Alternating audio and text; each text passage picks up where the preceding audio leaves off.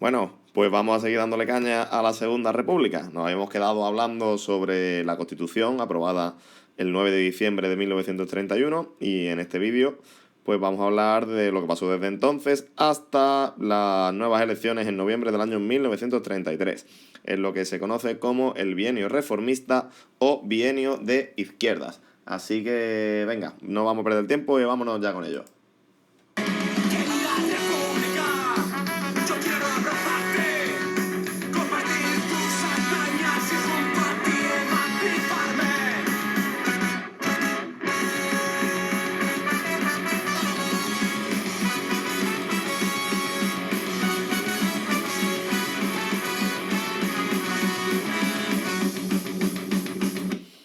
Bueno, pues vamos que nos vamos. A ver, lo primero que tenemos que decir es el reparto de cargos. El presidente de la República va a ser Alcalá Zamora, Niceto Alcalá Zamora, que si recordáis los resultados de las elecciones no era precisamente uno de los partidos más votados, pero es un señor pues muy coherente, líder de un partido de derecha liberal republicana, pero es republicano. Entonces, pues una solución bastante apropiada como presidente de la República, como una persona intermedia, ¿no? Ni demasiado de izquierdas ni demasiado de derechas. Por otro lado, la presidencia del gobierno va a recaer en Manuel Azaña, ¿vale? Que es pues uno de los políticos más prestigiosos de todo el gobierno provisional, por las medidas que se habían ido tomando entre el inicio de la República y la aprobación de la Constitución. Bien, es muy importante que diferenciemos estos dos elementos, el presidente de la República y el presidente del gobierno. Para hacer un paralelismo que podáis entender sencillamente, haceros la idea de que el presidente de la República es como el rey, ¿vale? Pues tiene sus atribuciones, pero luego el que corta el bacalao, pues el presidente del gobierno con sus ministros, que en este caso es Azaña. El presidente de la República va a ser Alcalá Zamora durante casi toda su duración, ¿vale? Hasta el año 1936, mientras que el presidente de gobierno sí que va a ir cambiando más a menudo. Por favor, diferenciarlo bien, que es muy importante, porque lo pueden preguntar en selectividad. ¿Quién fue el presidente de la República o quién fue el presidente del gobierno en diferentes etapas? Bien, este gobierno pues va a contar pues con las fuerzas de izquierda que ya habían formado parte, las fuerzas algunas más moderadas, del gobierno provisional y del resultado de las elecciones de junio, ¿vale? ¿Quién va a quedar fuera? Pues sin lugar a dudas los monárquicos no tenían cabida ninguna en este gobierno y también los católicos. Recordad la movida con la Constitución, pues no estaban demasiado contentos con el asunto. También vamos a dejar fuera al obrerismo más a la izquierda, como los anarquistas de la CNT y bueno, los comunistas tampoco van a tomar especial parte en el gobierno. Este gobierno de Azaña y Alcalá Zamora va a acometer una importante serie de reformas, ¿vale? Las voy a enumerar y vamos a ir pasando uno a uno por ellas. Primero, la reforma del ejército, después una reforma religiosa, reformas en el tema relativo a los nacionalismos, numerosas medidas sociales y sobre todo la ley de reforma agraria, ¿vale? Así que sin más tardar vamos a ir uno a uno, ¿vale? Para no perdernos. La primera reforma es la reforma del ejército. Azaña pretende tener un ejército fiel a la República. Lo representa aquí con el anillito de compromiso. Mira tú que Pedrusco quería que tuviese el ejército con la República aquí, nuestro amigo Azaña. ¿Por qué? Pues porque estamos hasta las narices de los numerosos golpes de Estado. Queremos acabar con esta movida. Queremos que no haya golpes de Estado constantemente y que el ejército deje de intervenir en la política española, ¿vale? Para eso también se va a intentar reducir el tamaño del ejército, especialmente de los oficiales, de los que mandan, ¿vale? Se les va a ofrecer pues retirarse con una pensión, manteniendo su sueldo y retirarse, amenazando con que si no se cumplían el número de retiros necesarios, pues el gobierno retiraría a quien fuese necesario sin paga. Así que muchos se van a jubilar, a prejubilar, podemos decir, y se van a quitar de en medio. Esta medida pues es polémica porque precisamente muchos de los generales que se retiraron eran de los más liberales.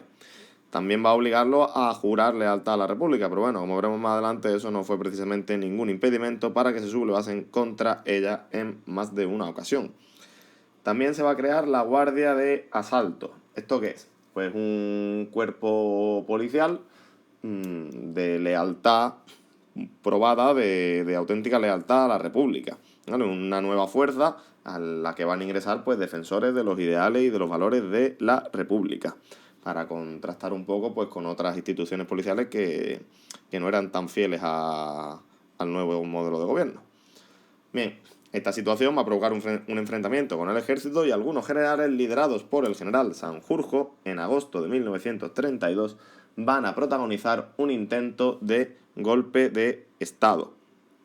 Como veis, la derecha tiene muy poquito aguante. La República empieza en abril del 31 y poco más de un año después ya estamos intentando dar un golpe de Estado, ¿vale?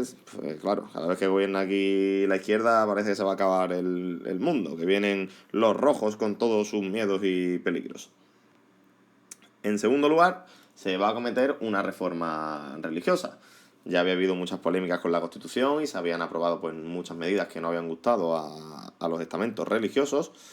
Y ahora, pues en mayo de 1933, mayo no recuerdo bien la fecha, ¿vale? No me hagáis mucho caso, miradlo los apuntes. Se aprobaba la ley de congregaciones.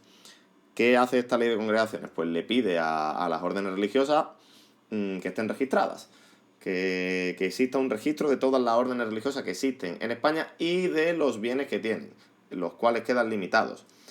Además, establece que el Estado pues, puede disolverlas en caso de que en algún momento fuesen un peligro para la República o de alguna manera pues, no apoyasen al nuevo Estado. Obviamente la jerarquía eclesiástica va a protagonizar un montón de pregones, de sermones, de discursos antirrepublicanos. Esto pues va a ser una cosa muy chusca. Incluso el cardenal Segura, que es el cardenal primado de Toledo, pues una de las figuras más importantes de la jerarquía eclesiástica en nuestro país, va a tener que abandonar el país. Así también como algún obispo, el obispo de Vitoria, que iba con órdenes del cardenal Segura, de vender bienes de la iglesia en España y mandar la fortuna, el dinero recaudado, mandarlo fuera del país, pues para cubrirse la espalda en el caso de que se produjesen nuevas desamortizaciones o le quitasen bienes a la iglesia, ¿vale? Siempre aquí parecía que se acababa el mundo, ¿no? Vaya, endemoniados estos nuevos gobernantes de la República que venían a acabar con el orden religioso en nuestro país.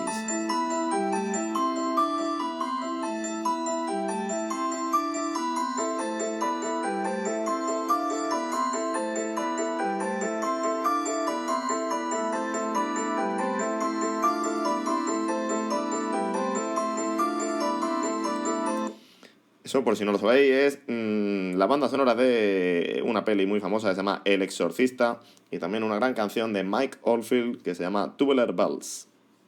Bueno, cambiamos de tema, dejamos los exorcismos de la iglesia para otro momento y vamos a ver qué pasó con la cuestión del nacionalismo. Si recordáis, en la Constitución pues se había aprobado que cada región podía aprobar sus propios estatutos de autonomía. Así que, bueno, el problema del nacionalismo se había agravado después de la represión de la dictadura de Primo de Rivera. Y en Cataluña, pues Esquerra Republicana de Francesc Macià se había convertido en la principal fuerza política en las elecciones de junio. Poco a poco, pues van a elaborar un proyecto de estatuto, que es el Estatuto de Núria, que se va a aprobar finalmente en septiembre de 1932. El PNV, por su parte, también va a presentar un estatuto, el Estatuto de Estella. Pero claro, el PNV tiene una ideología más católica y tradicionalista. Y este Estatuto de Estella va a ser rechazado por las Cortes pues debido a este carácter demasiado católico que lo hacía incompatible con la Constitución.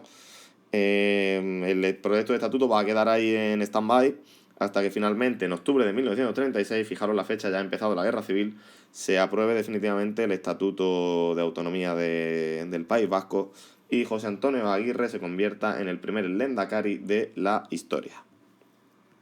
Seguimos avanzando. Las medidas sociales.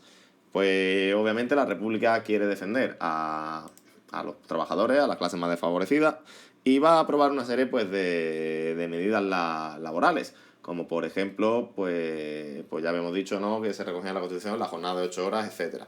Esto, por supuesto, va a provocar el enfrentamiento de la patronal, que estaba muy cómoda en sus posiciones anteriores, en la que tenía libertad para darle con el látigo a sus trabajadores.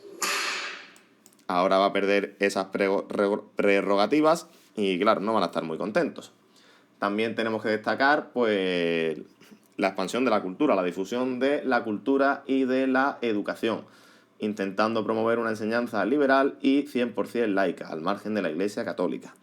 También, como decíamos en el vídeo anterior, se fomenta la cultura en las zonas rurales de España a través de las misiones pedagógicas, que ya decíamos que eran grupos de profesores, intelectuales, compañías de teatro, que van por los pueblos, diferentes pueblos de España, pues haciendo representaciones o dando clases gratuitas, etcétera, para intentar extender la cultura por toda España, ya que la tasa de analfabetismo era muy muy alta. Dentro de estas misiones pedagógicas pues tenemos que destacar el grupo de teatro La Barraca, organizado por Federico García Lorca, que seguro que es un poeta que espero que os suene bastante.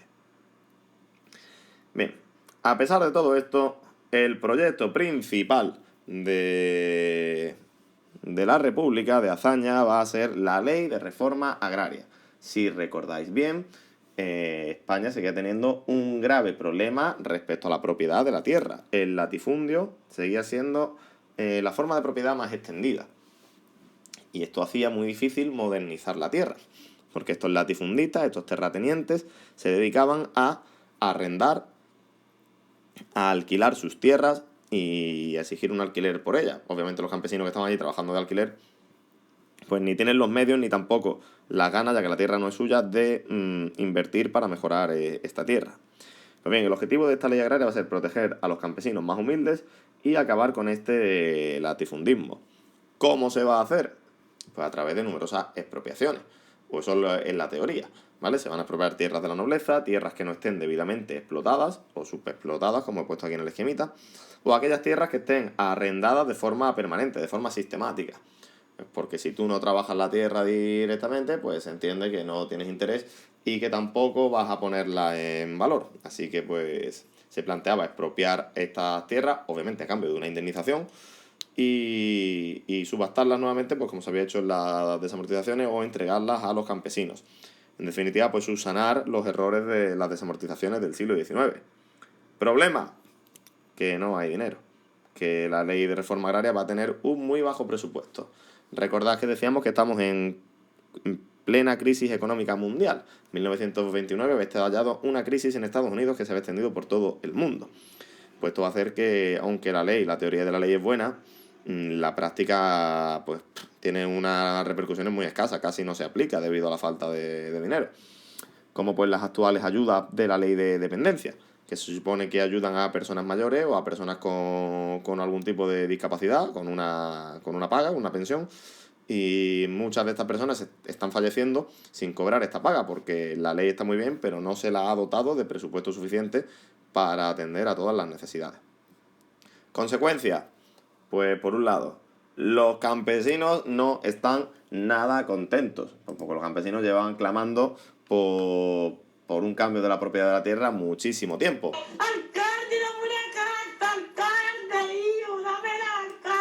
Y claro, pues esta ley de reforma agraria no va a solucionar sus problemas. En teoría sí, pero en la práctica no. Así que los campesinos van a estar con un mosqueo de 3 pares de narices. Por otro lado, los señores dueños de las tierras tampoco van a estar muy contentos.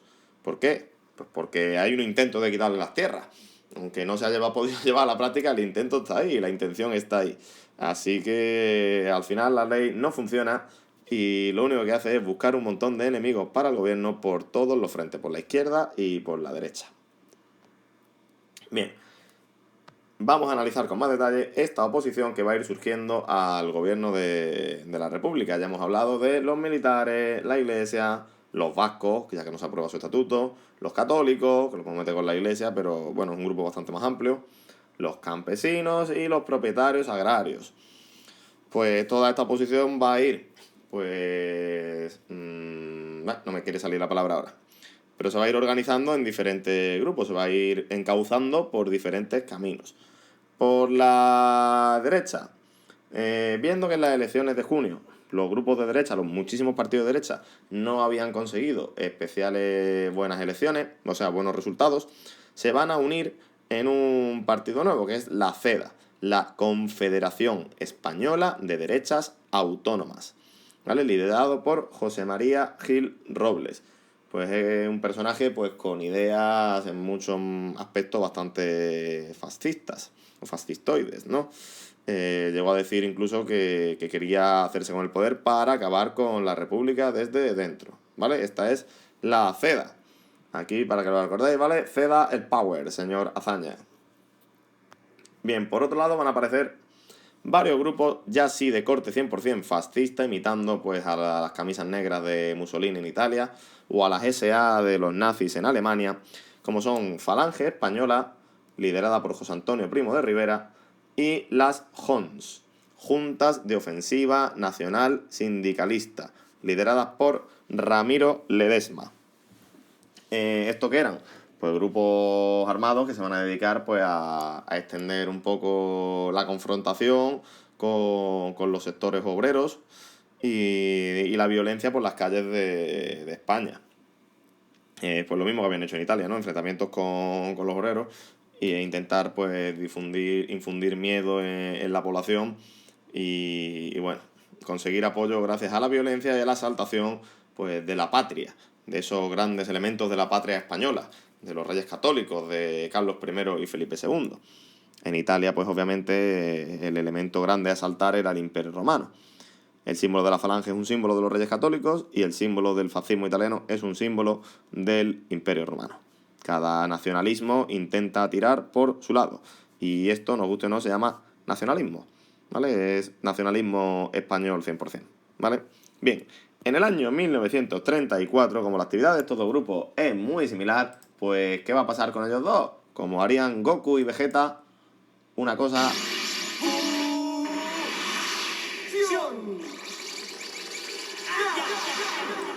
Se fusionan, ¿vale?, en un único partido que se va a llamar Falange Española y de las JONS. Ojo, es importante que tengáis claro los nombres de Falange, porque todavía tenemos que cambiarle el nombre una vez más cuando empiece la guerra civil.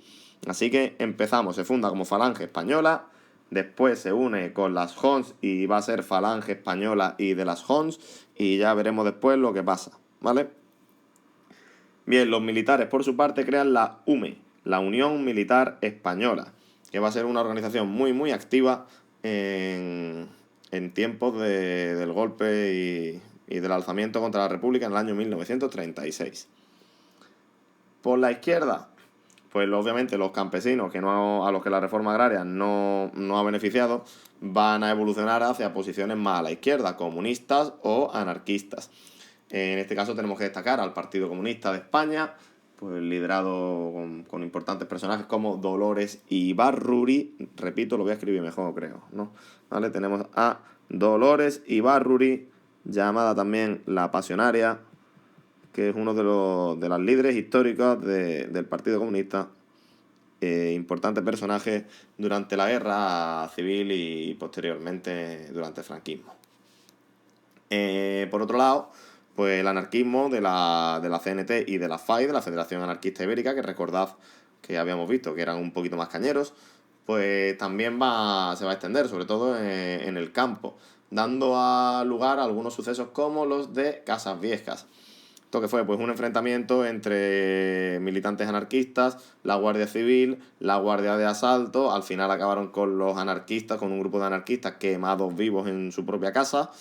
Y pues fue un episodio muy duro y un gran desprestigio para Azaña y su gobierno. Toda esta situación, toda esta oposición, la creciente conflictividad social y la ruptura del acuerdo entre los republicanos y los socialistas, pues finalmente va a llevar a la caída del gobierno y a la convocatoria de nuevas elecciones en noviembre de 1933. Que ya vamos a ver lo que pasa en el próximo vídeo, ¿vale? No caliento más la cabeza, que nos están saliendo unos vídeos un poquillo largos de este tema, pero ya os digo, es complicado y tenemos que trabajarlo con bastante detalle para que no se nos pase nada. Así que nada, corto el rollo y en breve el tercer y último vídeo de esta Segunda República Española. Hasta otra.